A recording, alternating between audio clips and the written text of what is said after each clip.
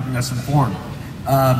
He says, no one, however, seems to be discussing the potential solutions, nor holding on-air discussions with organizers. Now, a broad generalization, I know, but I just wonder, just from the short time we've talked tonight, if part of the problem is there are not answers for some of these questions, which must be distressing for people who are who had high hopes about the administration, about the new Congress, and everything else. Is there more that you could do that's humanly possible on the radio, do you think, or is this just the frustration Democrats are going to have to learn to live with? I think the answers are out there. We talk about, Hartmann has guests on. They work on solutions and discussion, but I think the answers, we all know what the answers are. Yeah. First of all, you know, when they say, well, the liberals or the Democrats don't have an answer, yes, we do.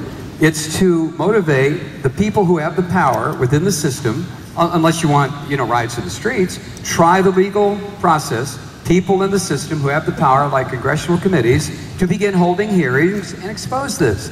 If Congress can't do it, you know, I can sit on Peachtree Street in Atlanta all day long and pretend like I'm going to hold the Truth and Reconciliation Commission, and people will walk by and say, lock this guy up, he's crazy.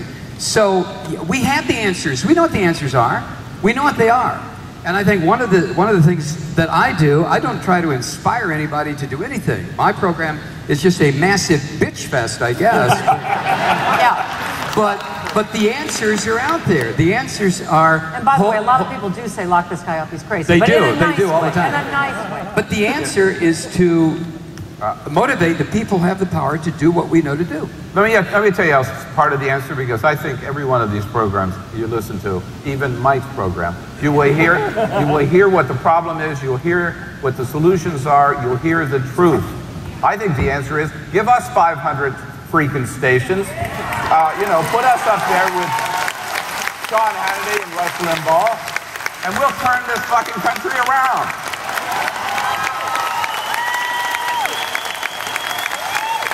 Right now. Let me just Dave, Thom. I am just here for the fart jokes, as you know, so Yes. I told me that, yeah. I have no part of any of this solution business, but whatever. Thom, let me just add, you know, Mike talked about we need to get the people in power to do things. The 33rd District Democratic Party, if I have that right, has got a... Say that again? 33rd. Has a table out here. If we were all to get together and say, you know, NBC Evening News sucks, and we want to turn, or ABC or CBS, and we want to take one of these big corporations over and turn them into a real truth-telling organization, the only way to do it would be to raise hundreds of billions of dollars. And even then, it would be a massive fight. And they'd be standing at the doors from the get-go saying, no way, you can't come in.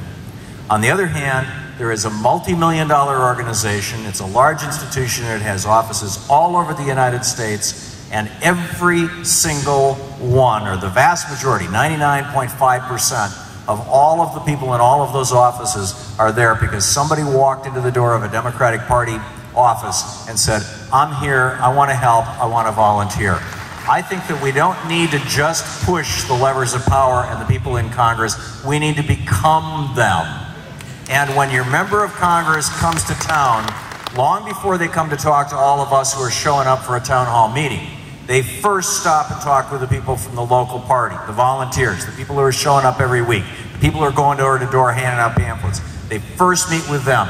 And if you join that party, if you participate, and they're here tonight, sign up, show up. You join that party when you're, you know, when Jim McDermott or whoever's representing this district, when these folks come to town, you'll be the first person that they're meeting with, and your voice will be 100 times louder than anybody in a town hall. And that's and unlike, you know, a big news corporation saying no, you can't. They're saying, please come in. They're begging us to come in. They're asking us to take them over. Let's do it.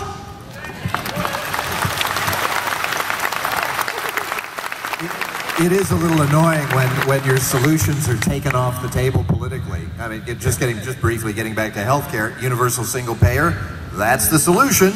Yeah, but right. we can't even talk about it because it's off the table politically, and so that, you know, it's not going to happen. we got to change that dynamic somehow so that the real solutions stay on the table. Yeah, that actually, I think, a pretty good job by the Obama administration to take that off the table. Where it is not discussed even by people, you mentioned Jim McDermott, who has been long an advocate. I mean, we just don't hear it anymore.